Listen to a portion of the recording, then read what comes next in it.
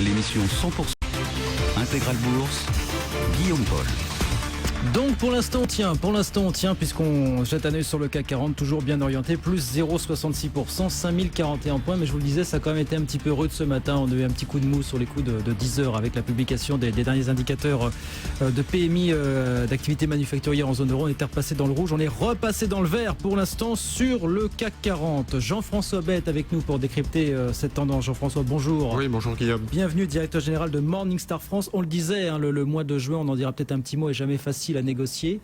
Mais ce que vous nous dites, c'est que déjà, ces dernières semaines ont été aussi difficiles à négocier. Sorties constatées en avril sur les actions qui, d'après vos premières estimations, se sont poursuivies sur le mois de mai qui vient de s'achever, Jean-François. Exactement, donc baisse des marchés actions, volatilité sur les marchés, baisse des taux d'intérêt refuge, et puis là on a des flux qui continuent à sortir sur les marchés actions. Donc effectivement on avait un petit peu anticipé ce mouvement sur avril-mai, on était assez prudent sur les marchés, et je pense que les investisseurs ont suivi un petit peu cette tendance.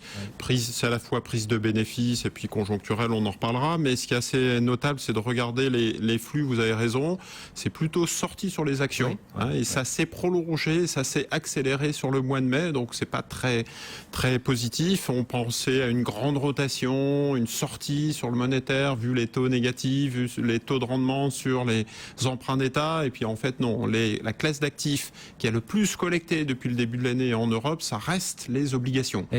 Ensuite, les fonds diversifiés, ensuite les fonds monétaires. Donc vous dites tout de suite, si les investisseurs reviennent sur les fonds monétaires alors même que les rendements sont négatifs, ça montre bien qu'on revient un peu dans le scénario risk-on, risk-off, on retrouve un peu du risque et ça se voit sur les flux, ça se voit sur d'autres indicateurs. Je parlais de la volatilité, le niveau de volatilité, vous regardez le CAC 40, a fortement monté.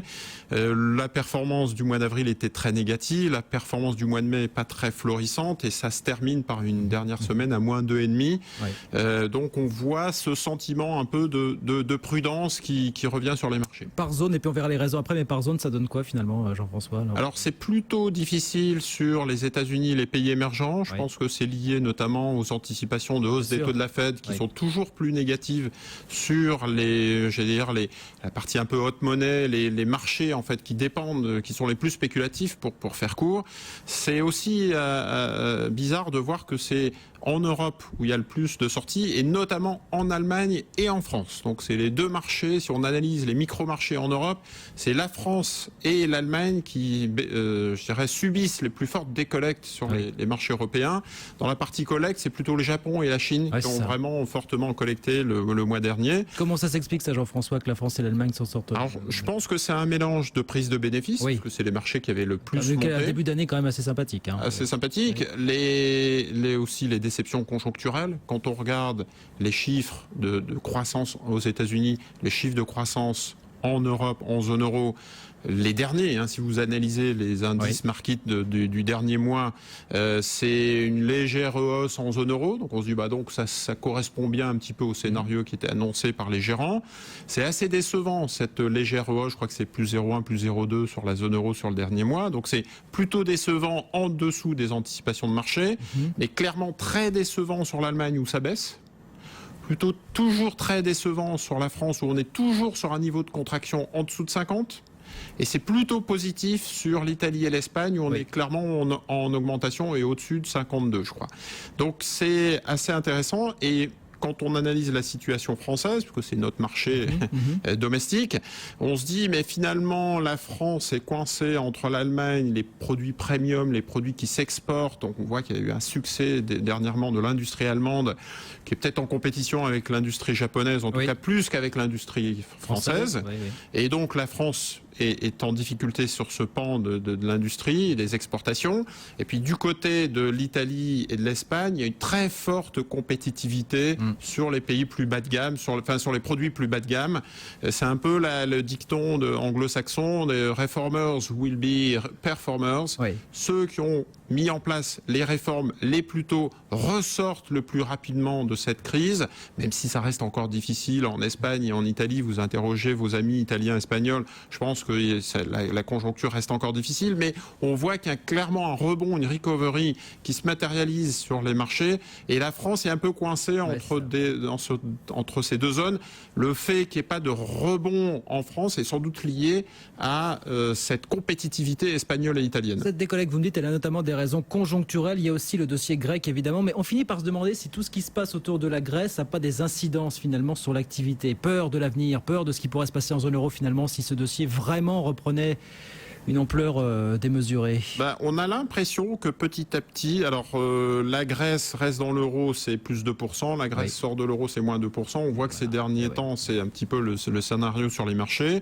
Les financières, les bancaires fortement chuté dans ce scénario. Et puis on a vu un retour en force des valeurs défensives. Comme très symptomatique d'un climat quand même assez... Voilà, baisse des taux, refuge et retour des défensives, Sanofi, LVMH, Pernod Ricard, toutes les valeurs un peu internationales. Ça montre bien que les investisseurs s'inquiètent de la conjoncture en zone euro. Ça ressemble un petit peu au début 2014, on a vu cette déception au deuxième trimestre. Et puis il y a aussi le dossier grec qui n'en finit plus.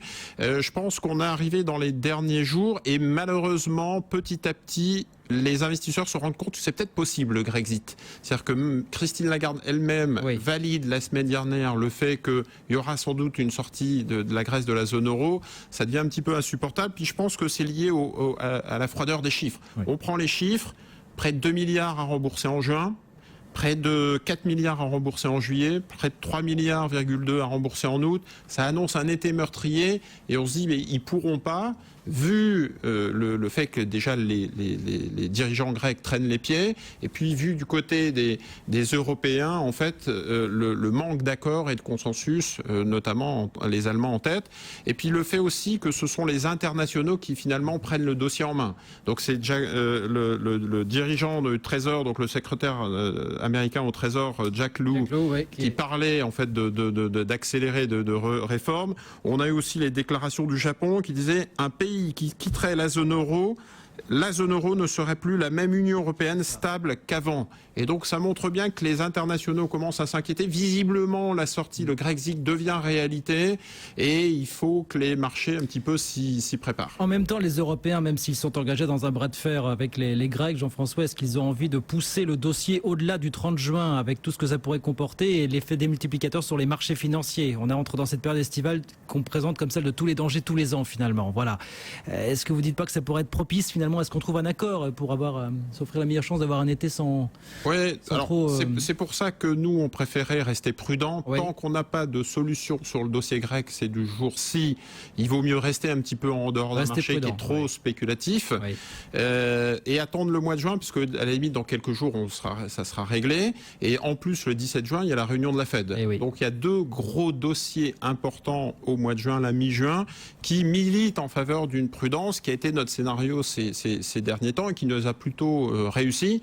Et donc, il est urgent d'attendre. Il y a des périodes comme ça où ne pas gérer, c'est déjà gérer. Rester en cash et attendre plutôt que de rentrer dans un marché un peu trop spéculatif. On n'attend rien pour vous du côté de la Fed pour juin, a priori? A priori, rien du côté du mois de juin, plutôt septembre, voire décembre, ce qui montre bien que s'il n'y a pas de décision sur la Grèce et s'il n'y a pas de décision sur la Fed en juin, on aura pour le coup un été meurtrier. On sera laissé un petit peu au gré des déplacements de liquidités, puisque les marchés ont horreur du manque de visibilité. Si aucune décision n'est prise, on aura ces déplacements de liquidités, on aura ces mouvements spéculatifs qui vont vraiment se matérialiser. On se souvient de 2011, on se souvient de 2012. Il y a eu des étés qui ont été assez difficiles, non pas parce qu'on n'avait pas de croissance microéconomique, mais parce que en fait, il y avait des vendeurs, il n'y avait plus d'acheteurs, il n'y avait plus de main forte.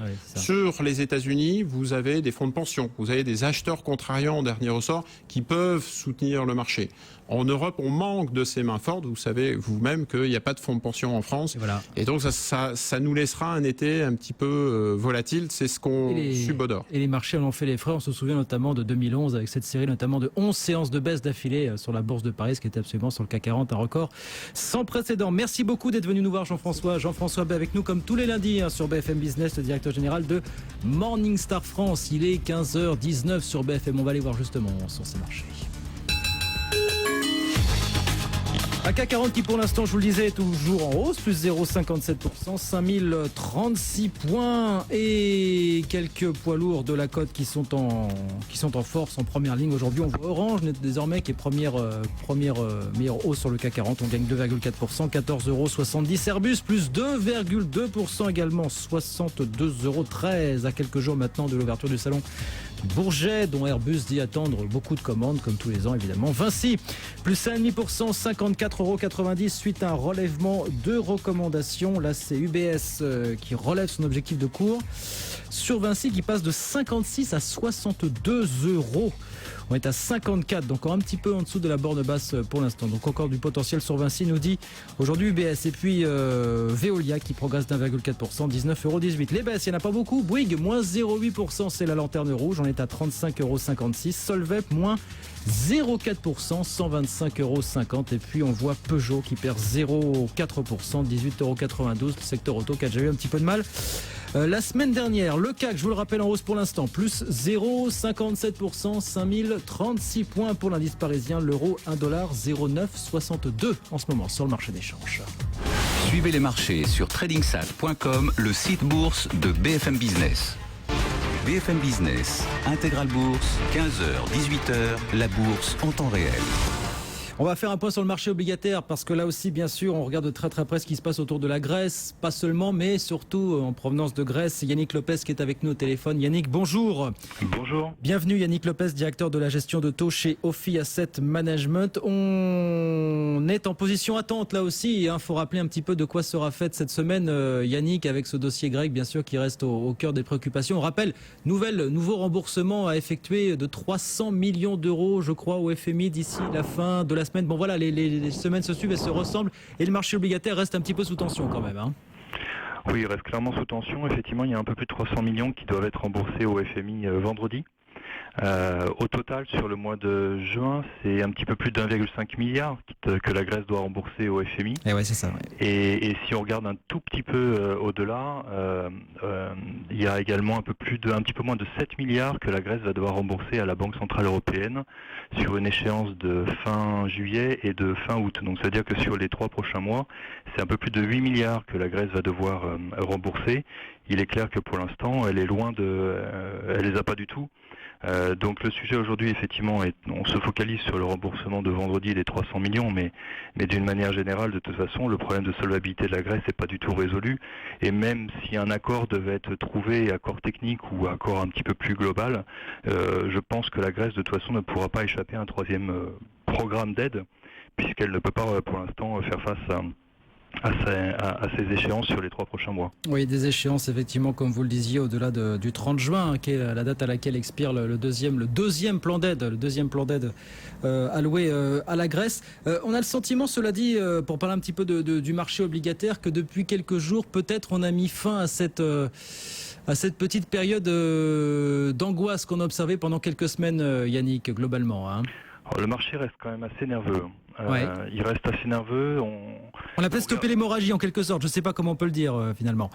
Ça dépend ce qu'on regarde en fait. Ouais. D'un côté, on a eu un mouvement qui a été très puissant et très violent qui s'est enclenché fin avril avec une remontée des taux, quels que soient les pays, et notamment également de l'Allemagne. Puisque le 10 ans a remonté d'environ 70 points de base. Il est passé de 0,05% à peu près à presque 0,80%. Là, aujourd'hui, il traite un tout petit peu en dessous 0,50, donc c'est-à-dire qu'il a effacé 30 points de base sur les 70, et il le fait effectivement dans un certain calme, c'est-à-dire qu'en fait, le rendement a tendance à baisser presque continuellement tous les jours et dans une ampleur assez mesurée. Donc de ce côté-là, effectivement, on a l'impression que ça se calme un petit peu, la nervosité se calme un petit peu, mais d'un autre côté, on voit qu'il y a encore beaucoup de volatilité sur les taux périphériques, notamment espagnols, italiens, portugais, grec évidemment, mais ça, l'absence de liquidité fait que les fluctuations intraday sont très violentes, mais voilà, on voit qu'il y a quand même beaucoup de nervosité encore. L'écart de rendement entre l'Italie et l'Allemagne, par exemple, est au-dessus de 140 points de base, donc c'est un assez net écartement depuis depuis quelques semaines, de 30 à 40 points de base à peu près d'écartement. Donc voilà, on sent que les investisseurs sur le marché obligataire sont encore extrêmement nerveux. La visibilité est très peu claire. L'approche de l'été, clairement, est dans la tête de tout le monde. La très faible liquidité sur les marchés obligataires, quels que soient les actifs, que ce soit les obligations d'émetteurs privés, enfin les entreprises, ou même les dettes gouvernementales, la liquidité est vraiment extrêmement faible.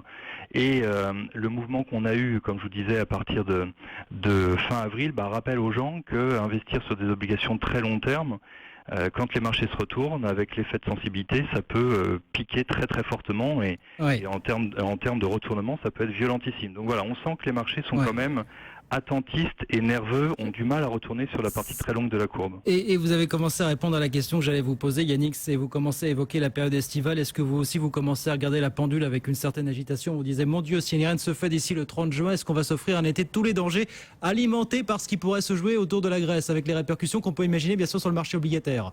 Oui, ça c'est évident que le dossier grec est vraiment central, même si on a le sentiment qu'il apparaît un peu moins systémique qu'il ne l'était en 2012, mais c'est certainement ce que les gens espèrent imaginer ou se plaisent à penser. On dit ça pour se rassurer, oui, voilà. C'est ça. Oui, je pense qu'effectivement, on est mieux préparé, c'est vrai. Les portes coupe-feu, on va dire, existent. La situation dans la zone euro n'est pas la même qu'elle l'était à l'été 2012.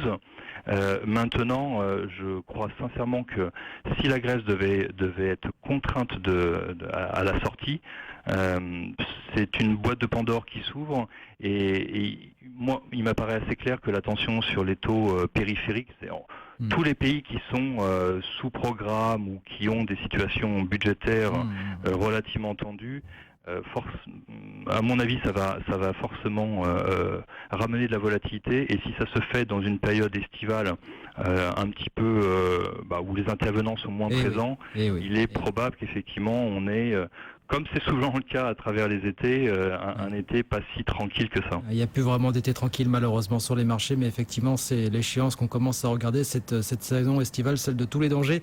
Désormais, merci beaucoup Yannick en tout cas d'avoir été avec nous cet après-midi sur BFM Business. Yannick Lopez, directeur de la gestion de taux chez Ophi Asset Management. On va filer à Wall Street. Pendant ce temps-là où nous attend Sabrina, on est à quelques minutes de l'ouverture. Bonjour Sabrina, comment ça se précise ? Eh bien, écoutez, c'est la hausse qui devrait l'emporter à l'ouverture avec des statistiques sur le devant de la scène. On a lu dépenses et revenus des ménages et puis bien sûr cette confirmation Intel qui met la main sur Altera. C'est dans le secteur des semi-conducteurs, une opération de 17 milliards de dollars. Le plus gros deal de l'histoire d'Intel. Merci Sabrina, on va ça dans un instant. Et puis Paris pour l'instant toujours en hausse, plus 0,65%. Ouverture à Wall Street dans 3 minutes. À tout de suite. BFM Business, Intégral Bourse, 15h, 18h, la bourse en temps réel. Ce soir sur BFM Business, BFM Academy, saison 10. 15 candidats ont été sélectionnés par le jury. Ce soir, c'est F. Chegaray qui devra éliminer 2 entrepreneurs. Découvrez quelle entreprise elle a choisi pour continuer la compétition. Et le 29 juin, il n'en restera qu'un. BFM Academy saison 10, présenté par Nicolas Dose, ce soir dès 20h30 sur BFM Business. Envie de créer votre entreprise? Suivez BFM Academy avec le Crédit Agricole, partenaire des créateurs d'entreprises.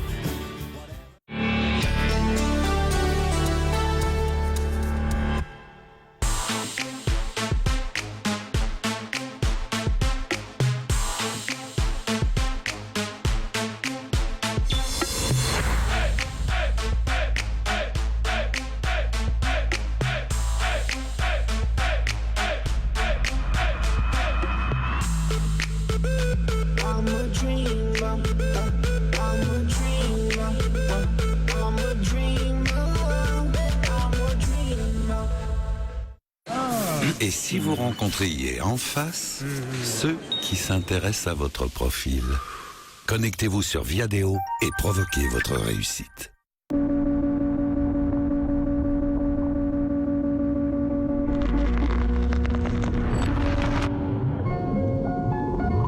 Si au cœur de la nouvelle Civic Type R, Honda a capturé les émotions, c'est pour libérer les vôtres.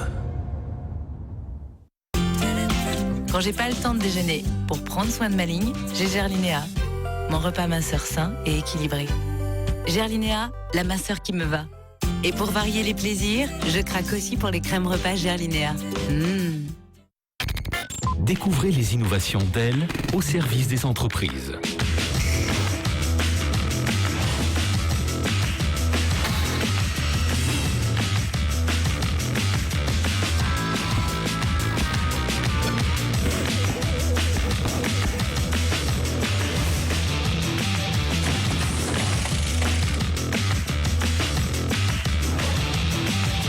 À partir du 28 mai, dans les principales villes françaises.